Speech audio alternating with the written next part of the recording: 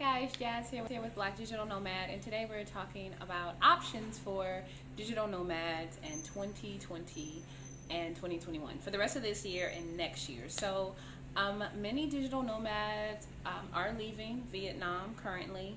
A lot of my friends have decided to leave, and there's many reasons why.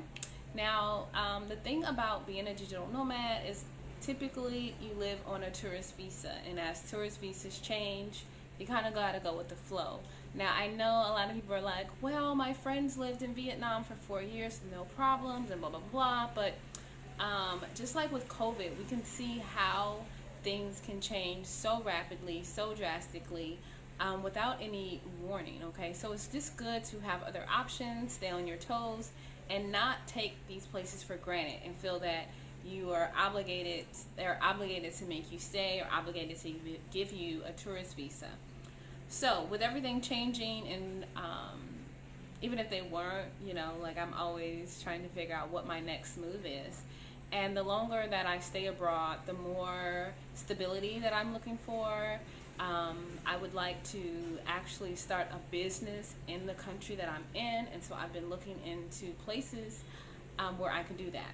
So I had a meeting with some of the other digital nomads and expats here on Sunday. We had a virtual brunch because we typically meet for brunch on Sundays anyway, and I missed them.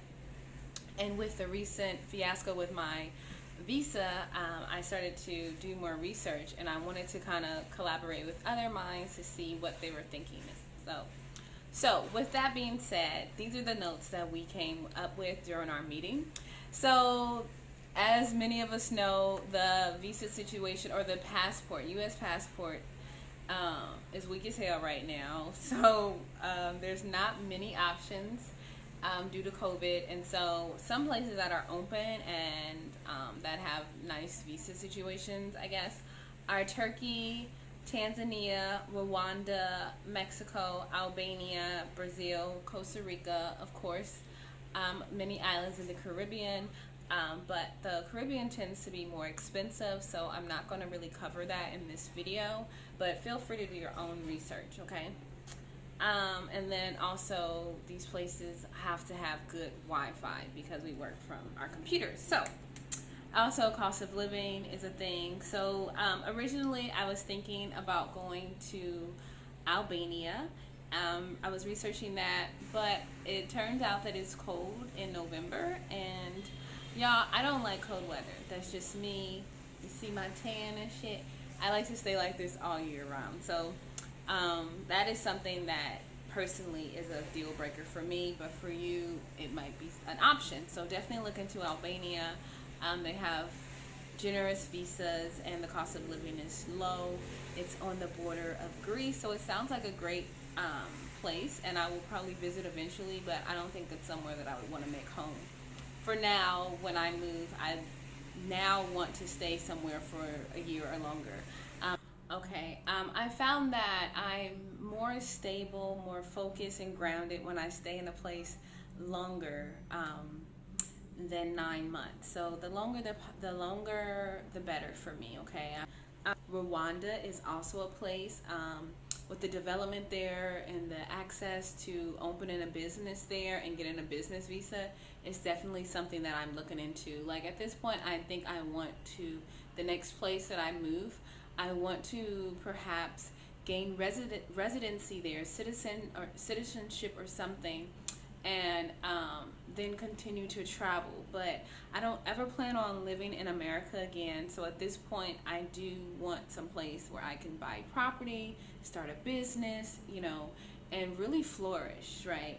Legally, without worrying about anything shifting and having to get out, right? Because yeah, Vietnam is not kicking anyone out yet, right? And then also knowing the rules and things, like, I want to be able to do things legitimately, freely, because honestly, we're not even supposed to be, and I don't teach English anymore, but you're not even supposed to be teaching English abroad in these countries. So with those things, taking those things into consideration, we don't know how this shit is going to change, and I really am ready to, set a stronger foundation where I am. So that is why I'm considering Rwanda. I've also considered Mexico again because I lived in Mexico. I lived in Playa del Carmen. I loved it. The crime did start to spike while I was there. Honestly, y'all know I keep it real. And a lot of expats were ignoring that, but my friend came to visit me and she ran into some issues with the taxi driver, someone trying to grab her. Basically, she was almost kidnapped. And it's not funny. It was really scary. And, that was happening it was a lot of crime happening. And when there was reported in the expat groups, there would be like, crime happens everywhere. Crime happens in Canada. Still less crime than America. But with the small city like Playa del Carmen, you really have to consider what's going on, because with it being so small, you have a greater chance, and with you being a tourist, you have a greater chance at being a victim of those crimes, right? So Mexico, because they do offer you a 6-month visa, it is easier to get a residency there. The last time I checked, which was a few years ago, all you needed to show was $1,800 in income per month per person, I believe, and you could get residency there. So with that, I was thinking of maybe being somewhere in the cut in Mexico that's safe and buying land there, or starting a business there. So Mexico is close to my home, but at this point I'm like, yo family, let's move to Africa. So we'll see. That probably won't happen though. But Brazil is also a place Belize is also on the list that's open, and people are considering Belize. It's nothing that really draws me into Belize, so I haven't done a lot of research on that, but feel free to do so. And another place is Costa Rica. I have friends that are in Costa Rica, and they own a retreat center there. And if you know anything about me, I have hosted retreats, and I hosted one in Mexico, and I would like to continue to do so. And so I have considered moving there and partnering with them and doing retreats. They have land, or they are renting land, and they grow their own food. It's pretty affordable in the rural areas of Costa Rica, so I have considered that. But and Turkey was also widely talked about in our meeting, and Turkey is doing great Turkey is an option because it's open, but there are a lot of COVID cases there, and you can get a 3-month visa, and then you have to leave every 3 months. And in certain areas, I have some friends that are in Istanbul and then Antigua, I forget. Did I write the fucking name? Antilla. And they said that they're in a home there, and they're not able to get Wi-Fi in their house because they're renting a home. I think if they had an apartment or something, they could get it. But with the house they're renting, they have to gain residency there, so they have to continue to top up with their phone. And I need high-speed Wi-Fi. But Turkey is a place to consider. However, for me, I don't want to be somewhere with a lot of COVID cases, which is also why I am hesitant to moving back to Mexico. Now, let me clear this up with me talking about the crime in Mexico. I'm not saying that, it's crazy bad there, but what I saw and the reports that I heard of when I was there, that's just something to consider, if you're there as a single woman. Consider those things, But Rwanda is very safe. The COVID cases are very low, and with it being new in development, I want to be somewhere where I can easily start a business, and that sounds like it. My reservations with Rwanda is being far away from my family. Now that I've been in Asia for, I would be in Vietnam in 2 years in January, and then I was there 9 months. So I've been in Asia a long time, and I'm far. Like, I've only had one person visit me, and when I lived in Thailand, and they came for like 5 days, which wasn't long enough. And those kind of things make me a little sad, being this far away from home. So this is the 3rd year, and today actually is my 3rd year anniversary. Well, actually, it was 2 days ago. I've been abroad for 3 years now, and so being abroad 3 years is like amazing. However, it's like I am far away from my family, and I would like to be closer to them.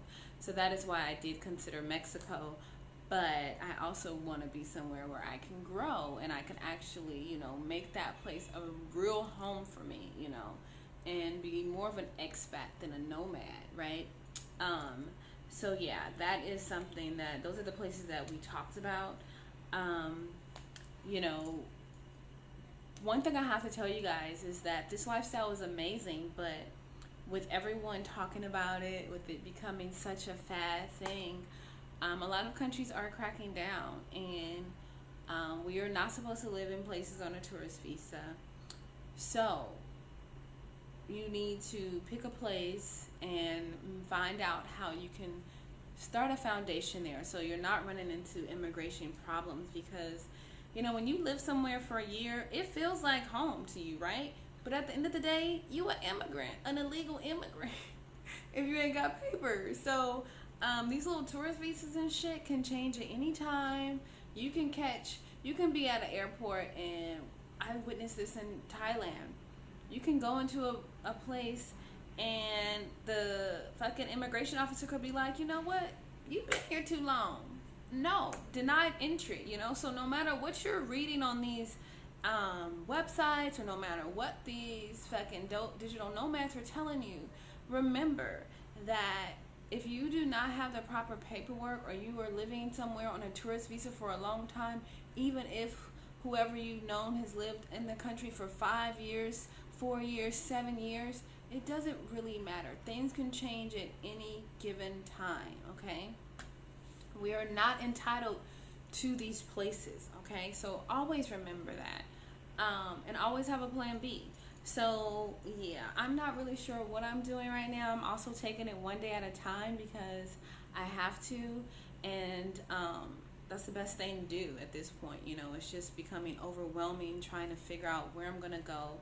I'm probably gonna go visit home for a little bit. I think that will settle me a little bit, just to see my family. I haven't been home in over 2 years. I haven't seen my mom in over 2 years. I haven't seen any of my family in over 2 years. And so with that, I do feel like if I made that connection to go home for a little bit, I would be okay with resettling my life in Africa, and being okay there. And then maybe arranging these quarter trips to where I invite people to come out and stay with me and do those kind of things. So at the top of my list right now is 2 of the countries in Africa. But I will probably go home and visit for a little bit, stay there, let them get on my nerve, and be like, "Ooh, y'all get on my nerve. Let me go get away from y'all ass," and then go to Africa. So yeah, with all that being said, guys, Turkey is an option right now. Albania, Tanzania, Rwanda, Costa Rica, Cayman Islands, Jamaica, Bora Bora, Ghana is reopening. Haiti, the Maldives, Mexico. There's a lot of places, Puerto Rico. So do your research, but those are the places that we talked about in our meeting. And yeah, so thank you guys for tuning in. If you have any questions, feel free to comment below. Please don't email me questions anymore, unless you'd like to book a consultation.